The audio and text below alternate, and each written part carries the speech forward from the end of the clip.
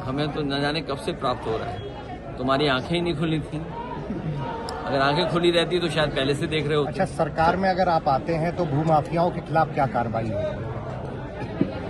वो कार्रवाई होनी चाहिए जो न्याय में है, न्याय मिले जिससे, और ऐसे लोगों के खिलाफ जो न्याय का रास्ता है उसको अपना करके भूमाफिया कोई भी हो कानून से बाहर नहीं हो सकता।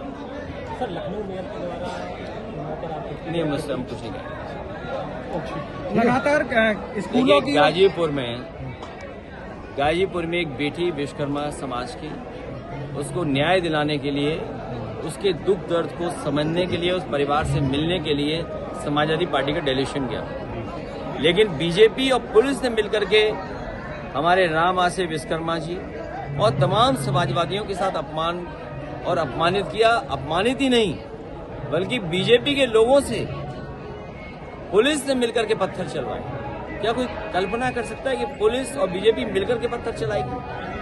आजकल तो जमाना ऐसा, वीडियोस हैं, लेकिन सरकार उन पे कार्रवाई नहीं कर रही। जिसके पत्थर से पुलिस वाला एक ही पत्थर में गिर पड़ा था जमीन पर, वो बीजेपी के लोग जिन्होंने पत्थर छतों पे रखे थे, पत्थरों को आने से पहले इंतजाम करके रखा था, उन पे क्या कार्रवाई की सरकार ने? सरकार केवल समाजवादी पार्टी के खिलाफ कार्रवाई कर रही है, और इसलिए क्योंकि समाजवादी पार्टी जो पिछड़े हैं, जो दलित हैं, जिनके साथ अन्याय हो रहा है, उनके साथ खड़ी है। भ्रष्टाचार बीजेपी सरकार में बड़े पैमाने पर बढ़ा हुआ है सर, हर विभाग में भ्रष्टाचार, इस पे क्या कहोगे?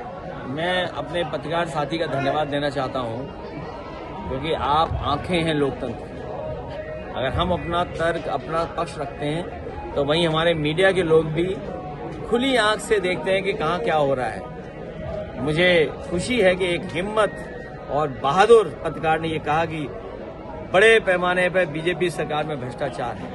भ्रष्टाचार ही नहीं है, उत्तर प्रदेश को इतना किसी ने नहीं लूटा होगा जितना बीजेपी ने लूटी है। स्कूलों की फीस और किताबों के रेट लगातार बढ़ रहे हैं, बच्चों को बीजेपी हटाइए, और हमेशा के लिए बीजेपी हटाइए। महाराष्ट्र में वीडियो सामने आया है जहाँ पे भाजपा के लिए महिला मोर्चा के लोग